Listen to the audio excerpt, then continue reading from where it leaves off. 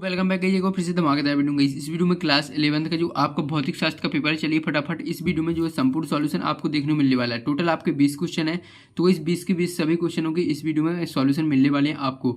तो इस हमने आपके फर्स्ट पार्ट में जो है वस्तुनिष्ठ प्रश्न कंप्लीट करा दिए थे। अब इस पार्ट में जो है आपके प्रश्न उत्तर के आंसर कंप्लीट कराएंगे।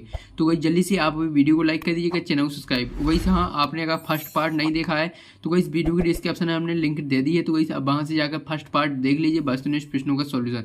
चलिए फटाफट एक बार और यहाँ पर सभी क्वेश्चनों को कंप्लीट करेंगे। देख लीजिए यहाँ पर निर्देश वगैरह कंप्लीट कर लीजिए। देख लीजिए एक बार और देख लीजिए वस्तुनिष्ठ प्रश्न, ये आपके सही विकल्प के आंसर है। जिनमें राइट के चिन्ह लगे हैं वो राइट आंसर है।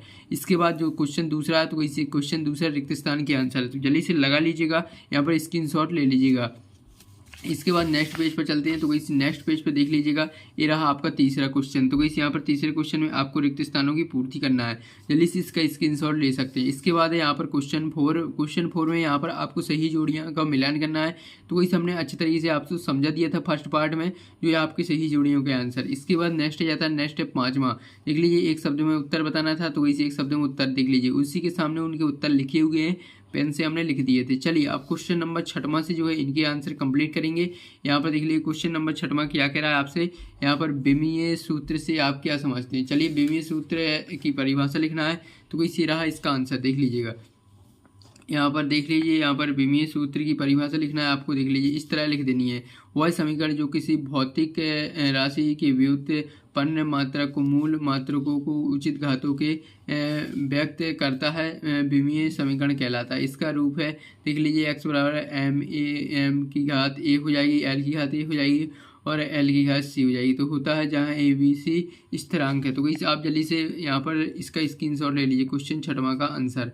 जल्दी से इसका स्क्रीनशॉट ले लीजिएगा, ये आपका छठवां का आंसर हो जाता है। देख लीजिएगा यहाँ पर अच्छे तरीके से इसका स्क्रीनशॉट ले लीजिए। चलिए अब सातवां देख लेते हैं। देख लीजिएगा यहाँ पर देख लीजिए सातवां क्वेश्चन जो आपका क्या कह रहा है। सातवां क्वेश्चन है अपेक्षित वेग से आप क्या समझते हैं। तो वही अपेक्षित वेग है, तो वही इससे आप क्या समझते हैं। तो वही रहा इसका आंसर। देख लीजिए अपेक्षित वेग है, तो वही चलिए थोड़ा जूम आउट कर देते हैं ताकि आपको जो है उत्तर पूरा दिखाई दे। देख लीजिए जब दो वस्तुएं गतिशील रहती हैं तब ऐसी स्थिति में एक वस्तु का वेग दूसरी वस्तु सापेक्ष अपेक्षित वेग कहलाता है। तो इसे आपको सातवां का उत्तर लिख देना है। इसके बाद आठवां देख लेते हैं।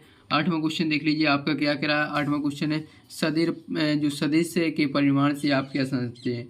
तो वही इससे यहाँ पर सदिश परिमाण बताना है। तो चलिए फटाफट इसका भी आंसर देख लेते हैं। तो इसे रहा है, देख लीजिएगा आठवां का आंसर। तो वही जल्दी से इसका स्क्रीनशॉट ले लीजिएगा आप। यहाँ पर देख लीजिए किसी सदिश का परिमाण एक शुद्ध संख्या होता है। किसी सदिश का प्रत्येक घटक भी एक सदिश होता है। दो सदिशों का परिमाण शून्य हो सकता है केवल यदि वे समान परिमाण तथा विपरीत दिशा वाले हों। तो वही इतना आपको जो है आठवां का उत्तर लिख देना है। इसके बाद नेक्स्ट देख लेते हैं। नेक्स्ट है आपका नौवां। चलिए नौवां देख लेते हैं। नौवां देख लीजिएगा, नौवां क्वेश्चन नेक्स्ट पेज पर है। तो इस नौवां क्वेश्चन देख लीजिए, ये रहा आवेग से आप क्या समझते हैं। चलिए आवेग की परिभाषा लिखना है। तो इसी रहा आवेग से आप क्या समझते हैं। तो इसी रहा आपका नौवां का उत्तर। आवेग हो जाएगा किसी पिंड पर आरोपित बल व समय जिसमें वह प्रभावी रहता है का गुणनफल आवेग के बराबर होता है। अर्थात आवेग देख लीजिएगा ये आवक यहाँ पर आपको यह एक सदिश आवेग, यहाँ तक आप लिख सकते हैं। तो वैसे आपको 2 नंबर मिल जाएंगे। इतना लिख देंगे तो वैसे आपके जो है एक भी नंबर नहीं कटेंगे। इसके बाद 10वां देख लेते हैं। 10वां देख लीजिएगा जो घूर्णन गति किसे कहते हैं। तो इस यहाँ पर घूर्णन गति देख लीजिएगा, ये रहा आपका घूर्णन गति का उत्तर। तो इस 10वां का उत्तर देख लीजिएगा, ये रहा आपका 10वां। कुछ गतिशील वस्तुएं अपने अक्ष के चारों ओर घूमती हैं, इस गति को घूर्णन गति कहते हैं। घूर्णन गति को वृत्तीय गति भी कहते हैं। उदाहरण में 2 उदाहरण लिख सकते हैं। तो इसी आपका घूर्णन गति हो जाता है कंप्लीट। इसके बाद 11वां आ जाता है। 11वां में देख लीजिए आपको द्रव्यमान ऊर्जा समतुल्यता समझाकर लिखना है। तो चलिए फटाफट जो है 11वां का उत्तर देख लेते हैं। जो द्रव्यमान ऊर्जा समतुल्यता समझाकर लिखना है। तो इसी रहा आपका 11वां का उत्तर। ऊर्जा द्रव्यमान ऊर्जा तुल्यता द्रव्यमान देख लीजिएगा। जल्दी से इसका स्क्रीनशॉट ले लीजिए, यहाँ तक लिख देना आपको। तो इससे जल्दी से आप इसका स्क्रीनशॉट ले लीजिए 11वां का उत्तर का। इसके बाद देख लीजिए 12वां देख लीजिएगा। 12वां बल क्या है तथा इसके प्रभाव लिखिए। तो इस बल क्या है इसके प्रभाव लिखना है। तो इस देख लीजिएगा, ये आपका 3 नंबर का जो है 3 नंबर का है तो वही 3 लिख सकते हैं। तो वही देख लीजिएगा, ये आपका बल क्या है, बल के बारे में बताया गया है। इसके बाद इसके प्रभाव देख लीजिए, जो है पहला प्रभाव हो जाएगा, दूसरा, तीसरा। तो इस इन 3 प्रभावों को आपको लिख देना है। तो इस पे देख लीजिएगा, यहाँ पर तीसरा, इससे वस्तु का आकार बदल सकता है। तो इसी जो बल है यहाँ पर जल्दी से इसका स्क्रीनशॉट ले लीजिए, बल के बारे में बताया गया और इसके प्रभाव भी। तो इससे यहाँ पर जल्दी से इसका 12वां का उत्तर का स्क्रीनशॉट ले लीजिए। इसके बाद है 13वां एक समान प्रवृत्ति गति से क्या तात्पर्य है? एक समान प्रवृत्ति गति। चलिए इसका उत्तर देख लेते हैं। तो इसी रहा आपका एक समान प्रवृत्ति गति। तो इसमें आपको लिखना है, जब कोई जो पिंड है, यहाँ पर देख लीजिएगा, जब कोई पिंड एक समान चाल से वृत्तीय पथ पर गति करता है तो उसकी गति एक समान वृत्तीय गति कहलाती है। तो वैसे आपको इतना लिख देना है, जो है इसकी परिभाषा लिखना है, सिर्फ परिभाषा पूछ रहा है, एक समान वृत्तीय गति। इसके बाद नेक्स्ट देख लेते हैं। नेक्स्ट है आपका, और यहाँ पर 14वां है, वेग और चाल में अंतर लिखिए। चलिए वेग और चाल में अंतर देख लेते हैं। तो वैसे रहा आपका 14वां का उत्तर। तीन जो है आपको इसमें अंतर लिखना है। तो वैसे 3 अंतर देखेंगे। तो इससे यहाँ पर चलिए पूरा जूम आउट कर देते हैं। तो वैसे यहाँ पर देख लीजिएगा, चाल और यहाँ पर वेग को आपको इस तरफ कर देना और चाल को इस तरफ, क्योंकि वेग और चाल में पूछ रहा है तो चाल और वेग में भी आपका देख लीजिएगा। पहला हो जाएगा, दूरी परिवर्तन की दर को चाल कहते हैं और विस्थापन परिवर्तन की दर को वेग कहते हैं। इसके बाद दूसरा, चाल अदिश राशि है और वेग सदिश राशि है। इसके बाद गतिमान वस्तु को चाल शून्य नहीं होती है। इसके बाद गतिमान वस्तु का वेग शून्य हो सकता है जब विस्थापन शून्य हो। तो वैसे आपको चाल और वेग में अंतर लिख देना है। इसके बाद नेक्स्ट देख लेते हैं। नेक्स्ट यहाँ पर आपका नेक्स्ट क्वेश्चन है। नेक्स्ट क्वेश्चन यहाँ पर है 15वां, समरूप गति के लिए वेग समय ग्राफ खींचना है। इसका अथवा कंप्लीट करेंगे, विस्थापन एवं जो है दूरी को परिभाषित करना है। चलिए इसका विस्थापन और दूरी को परिभाषित कर लेते हैं। तो वैसे रहा आपका 15वां का अथवा देख लीजिए, विस्थापन और दूरी जो है इसका परिभाषा, जल्दी से इसका स्क्रीनशॉट ले लीजिए। 15वां का अथवा है।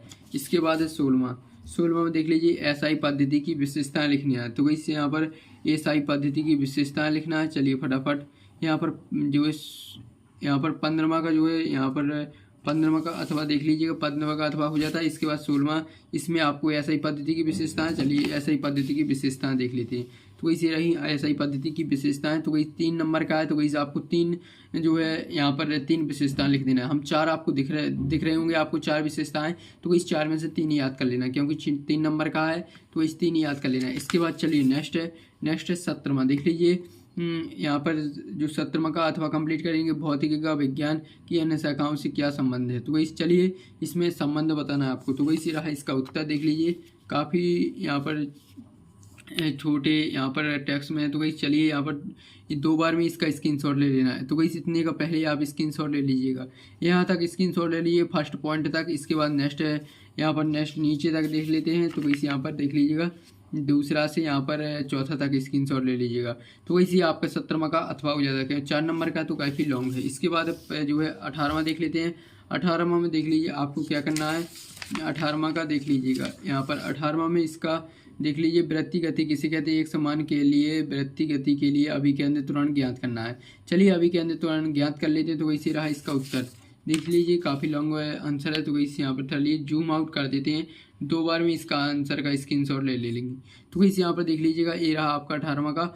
यहाँ से लिखना है आपको यहाँ तक, जल्दी से पहले इतने का स्क्रीनशॉट ले लीजिएगा, फिर इतने का, फिर इतने का। तो वैसे यहाँ पर 3 बार में इसका पूरा स्क्रीनशॉट ले लेना है। तो वैसे यहाँ पर ये आपका 18वां हो जाता है। इसका PDF बता देंगे कहाँ से डाउनलोड करना है। तो वैसे आप फटाफट इसका PDF डाउनलोड कर लेना, वहाँ से पूरा आपको क्लियरली जो है एक शब्द दिखाई देगा। तो वैसे इसके बाद आ जाता है 19वां, संरक्षी बल और असंरक्षी बल में आपको अंतर जो बताना। चलिए फटाफट अंतर देख लेते हैं। तो वैसे रहा आपका संरक्षी बल और असंरक्षी बल में अंतर। तो वैसे आप पहले यहाँ पर संरक्षी बल और जो संरक्षी बल देख लीजिए, संरक्षी बल और असंरक्षी बल में अंतर इस प्रकार है। तो वही संरक्षी बल पहले 3 पॉइंट स्क्रीनशॉट ले लीजिएगा।